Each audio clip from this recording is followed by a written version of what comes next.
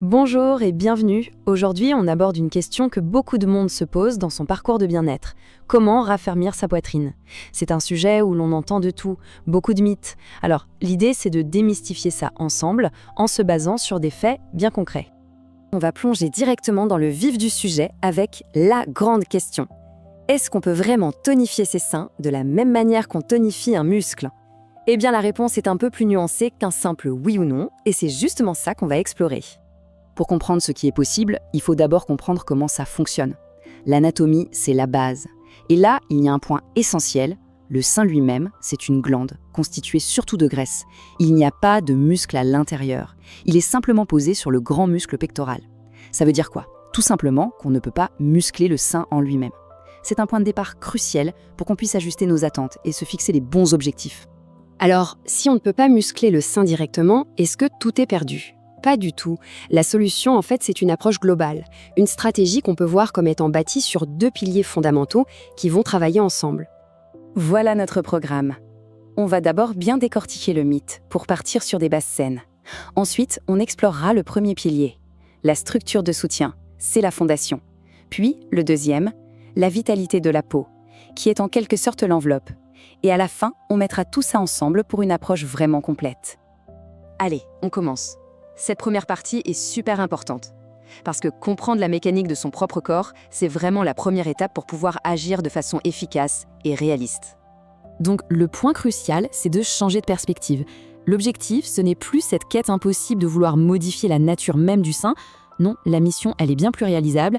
Il s'agit de renforcer ce qui le soutient par en dessous, le muscle, et de prendre soin de ce qui le recouvre, la peau.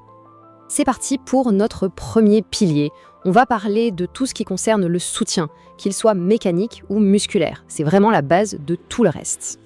On commence avec quelque chose de simple, mais dont l'effet est immédiat, la posture. Si on a tendance à se voûter un peu, à avoir le haut du dos arrondi, ça fait mécaniquement tomber la poitrine.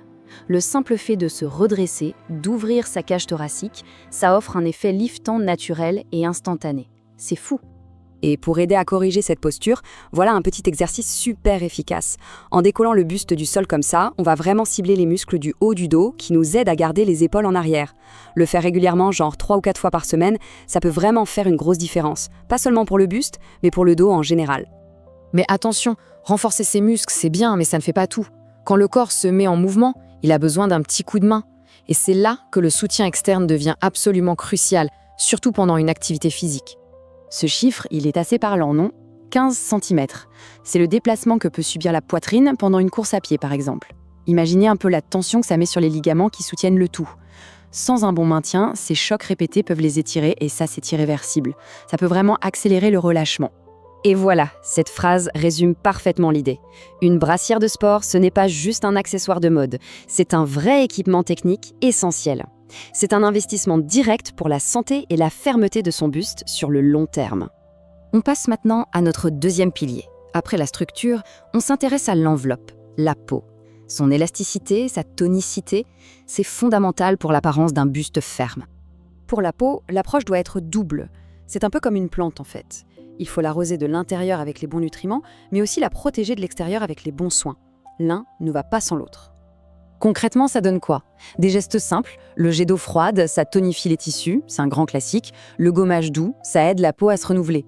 La crème solaire sur le décolleté, ça, c'est non négociable. Le soleil est l'ennemi numéro 1 du collagène. Et enfin, le massage, qui va améliorer la circulation et donc bien nourrir les cellules de la peau.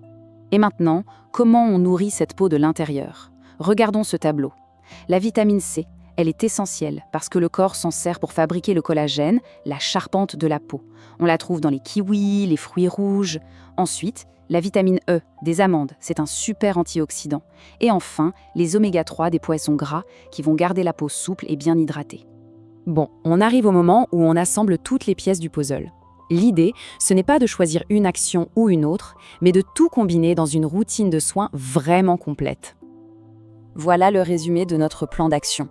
Ce sont des habitudes assez simples finalement, mais c'est leur régularité qui fait toute la différence.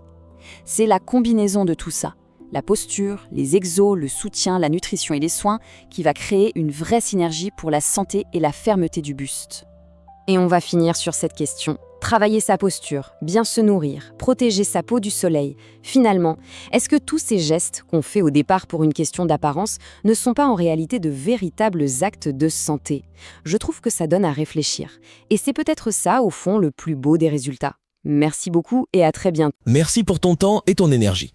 Si ce contenu t'a inspiré, pense à liker, partager et t'abonner à la chaîne.